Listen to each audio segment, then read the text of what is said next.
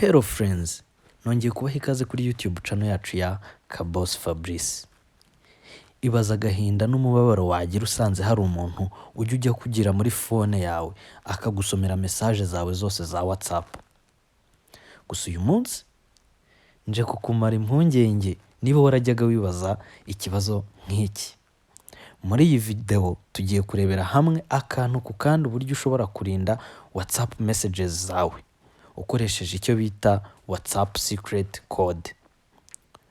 Iyi secret code igiye kudufasha kongera umutekano wa WhatsApp messages zacu, ubundi ubika amabanga yawe kure nta mpungenge na nkeya. Wowe icyo usabwa ni ugukanda subscribe, like, ugafungura n'inzogera kugira ngo hatazagira ibiganiro byongera kugucika biturutse kuri iyi YouTube channel. Reka dutangire. Okay, hello friends.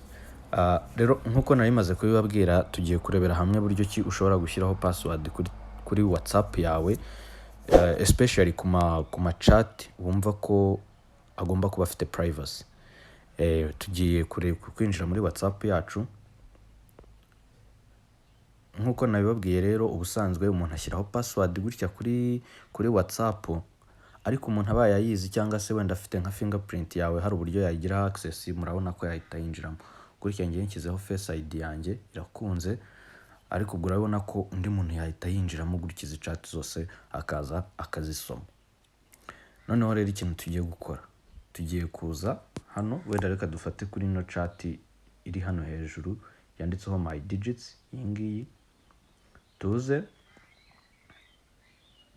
kuri Android uraza ukayikandaho cyane, ariko uraza ukayikandaho cyane ukahituza hano hantu handitse ngo lock chat. Iyo umaze kuyikoraho kuriya, hanyuma ku bantu bakoresha iPhone uraza ugaswipinga ujyana ibumoso gutya, ugakora hano handitse more, noneho warangiza ugahita ukora hano handitse lock chat. Noneho rero ugakora continue,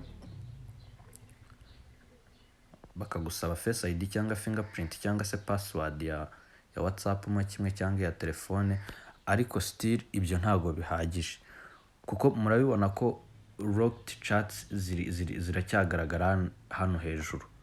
Ikintu uramutse uje ugakoraho wa muntu azi password ya telefone yawe, still n'ubundi yaza akinjiramo.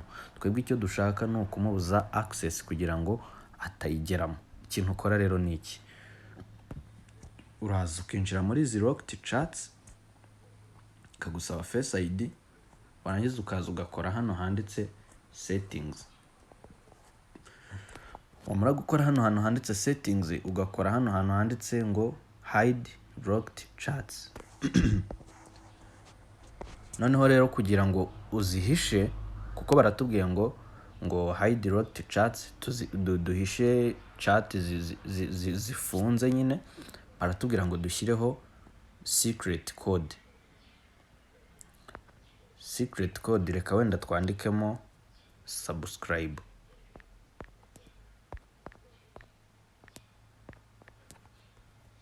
Tugakora next, ukongera ukandikamo subscribe. Ariko ntago ari itegeko ko buri gihe ushyiramo subscribe, ushobora gushyiramo irindi jambo wumva ushaka, ushobora gushyiramo imibare, icyo wumva wowe ushaka. Warangiza ugakora done. Umaze gukora done, uraza ugasubira inyuma. Nkuko mubibona hano ino chat yanditseho my digits. Noneho reka tuyishake my digits.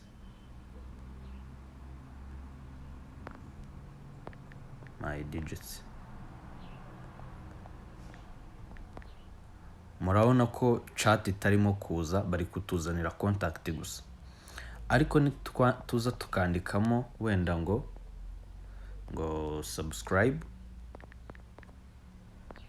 iyo iryo jambo utararyandika neza nkuko waryanditse ntago chat bayizana iyo ijambo waryanditse neza ryose uko ryakabaye. Subscribe gutya, urabona ko chat zihita ziza. Voilà. Rero nuko nguko ushobora gushyiraho secret code kuri WhatsApp yawe, WhatsApp yawe ukayiha umutekano, nta mpungenge zo kuvuga ngo umuntu araza nyinjiriremo, araza angire mu bintu, wapi. Rero nimba ugejeje ku musozo w'iyi video, ndagushimye cyane, umuntu w'umugabo. Video nziza nk'izi ngizi nakagaruka, wowe icyo usabwa ni ugukanda subscribe, ugakora like, ugasharinga video ku bantu wumva yafasha, ukaduha ibitekerezo muri comment. Ikirenze ibyo ngibyo rero, uzajya ufungura inzogera kugira ngo uzajye uba uwa mbere mu bantu bazajya babona video ziciye kuri iyi channel yacu ya Kaboss Fabrice. Ndabakunda cyane, naho ubutaha muri video ita